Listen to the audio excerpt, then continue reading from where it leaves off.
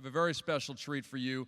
This is the final portion of our evening, our celebration of the Hall of Fame's storied history and collective past. The Hall began a tradition several years ago at the family reunion dinner of welcoming back and celebrating the careers of Hall of Famers from past classes.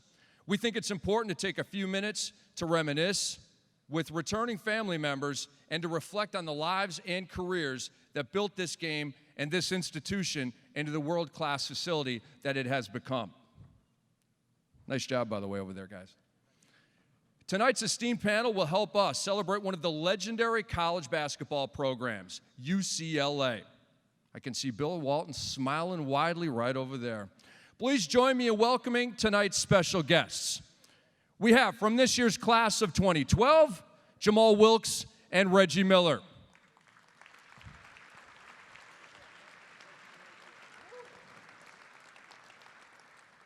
Enshrined in 1995, Kareem Abdul-Jabbar.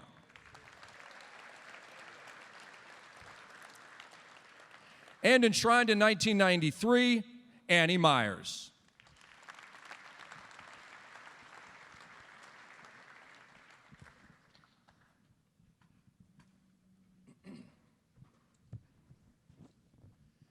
Annie, Kareem, Jamal, Reggie, how you doing tonight? So we're talking UCLA basketball here, one of the storied programs in college pro basketball. And Annie, I want to start with you first. What did it mean to have your number raised to the rafters and become one of very few players to have their number retired at UCLA? Well, it's really a special evening. I had been married to my husband, Don Drysdale, and we had had 2 children, and so he had never been to Pauley Pavilion, and so it was great to have him come out there with other family members. But it was a day where Billy Moore was our coach, and Denise Curry also had her number retired, but Papa was there with Kareem and Bill, and they also had their numbers, so having the 4 athletes and the 2 coaches made it very memorable. And Kareem, you know, you're from New York City, you went to UCLA, you went across the country. How did Coach Wooden help you with that transition? I really don't think I needed much help with that. I wanted to go. I wanted to play for him because I really enjoyed the way that they played the game. When I was in high school, I was not, if I turned sideways, a lot of times people said I was invisible, you know. I was not a bruiser, and everybody said for you to make it in the pros, you're going to have to be a bruiser. Well, that wasn't me, but Bruins ran the court and used their speed and agility and defensive strangulation to dominate the game, and I thought I could fit in there. So I was very eager to go there, and I never had much of a problem adjusting. Well, you were certainly dominant, and UCLA was beyond dominant when you were there. Your 3 varsity seasons, 88-2, were the UCLA Bruins. What happened with those other 2 games? Well, one of them I had injured my eye. I'm sorry to hear that. Well, the egg is on my face now. University of Houston was not sorry to hear that. And I hadn't practiced with the team up until just 2 days before the game, and so I was out of shape and my eye was out. But the other game we just lost. University of Southern California played a slowdown game, and they beat us. They wanted it badly, and I think the most dominant thing about that was the fact that that's the team that we played the most times, so they finally figured out a way to beat us. Well, 88-2 is pretty darn good, and what a career you had at UCLA. Now, Jamal, you were a member of back-to-back NCAA championship teams. Then you went to the pros, bam, a championship in your first year as a professional with the Golden State Warriors. Was it really that easy? Did you think you were just going to rip off a bunch of championships, Wooden style, in the pros as well? No, absolutely not. At UCLA, it was pretty easy because we had a guy named Bill Walton there. But at Golden State, it was very different. Most teams I played on with this gentleman here, we had great players and were expected to do well. With that team, we were not expected to do well. We were picked 4th or 5th in our division, and there was a lot of change. They had just traded Nate Thurman, who'd been an institution there. I was looking forward to getting to know him, having played with Walton. But what they did have was a great coach, and Al Addles had a real work ethic, but was also a really nice guy. And we had a true superstar in Rick Barry. And I learned a lot from both gentlemen. Rick, I enjoyed watching him night in and night out. He's very underrated as a passer and a defender. And then Al played 10 guys, and you never knew which 5 would be in at the end of the game, which kind of made it exciting for all of us that if we got going and played well, we'd be out there. But Golden State was a total surprise. We got off to a fast start, and once we started winning, then we thought we could win it all, even though not very many people gave us a chance.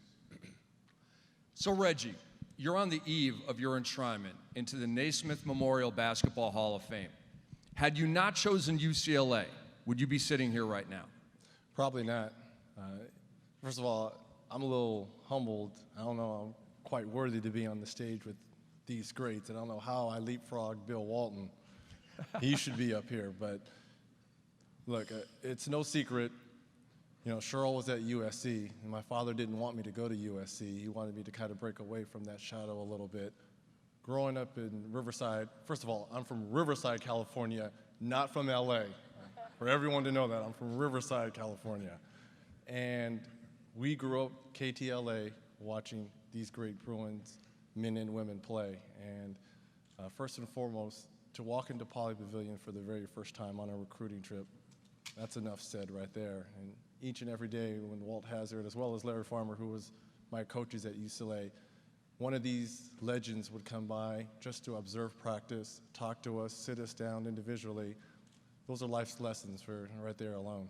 And talk about the family dynamic, Cheryl at USC, you at UCLA. What was that chatter like? How competitive was that? Well, it was interesting when Kareem just said 88-2 and his second loss was Southern Cal. I looked over at Cheryl, and she had the biggest grin on her face right there alone with her little... Look, I have Trojan blood running through me, but only when Cheryl Miller played UCLA and vice versa. Other than that, I'm true blue and gold when it comes to UCLA, but I have a little bit of Trojan running through me because of Big Sis. 2 more questions for Jamal and Annie. Jamal, talk about Coach Wooden's legacy, what he did for you and what he did for that UCLA program. Coach Wooden's legacy, he did everything for the program there at UCLA. I mean, from start to finish, from his teaching ability to his basketball brilliance, to his explaining the game, to the kind of players that he recruited.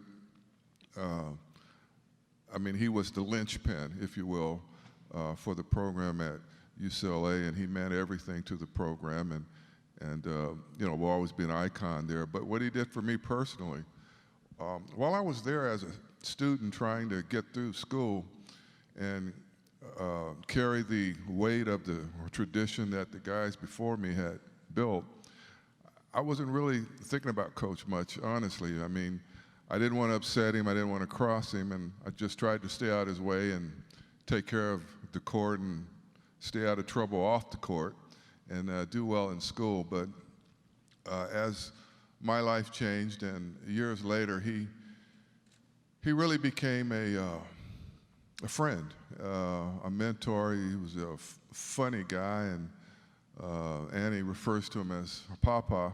I think most of us felt that way about him. We didn't feel that way about him playing for him because he was a real taskmaster. He was very competitive and could be very feisty at times. But as we all grew older, we genuinely loved the man.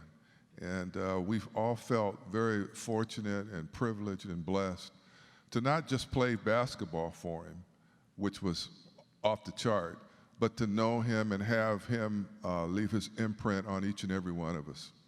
Well, Annie, you had the first word, and we'll give you the last word here on UCLA. Tell us what Papa meant to you. Well, he was very special. I was a freshman at UCLA when my brother David was a senior in '75, which was the last year that Papa coached, and they won the championship. But for me to go to Poly Pavilion, and you know, it was a great classroom because he didn't let a lot of people come in and watch practices.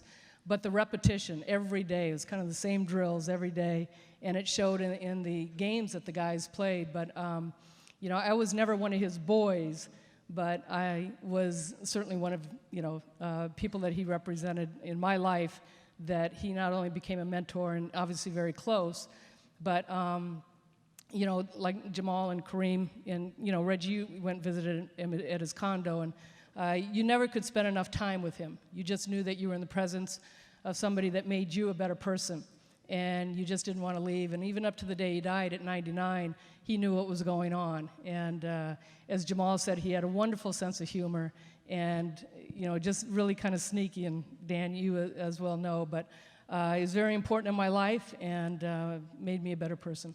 Well said. Annie, Kareem, Jamal, Reggie, enjoy the rest of this weekend. Ladies and gentlemen, give them a big round of applause. Hall of Famers from UCLA.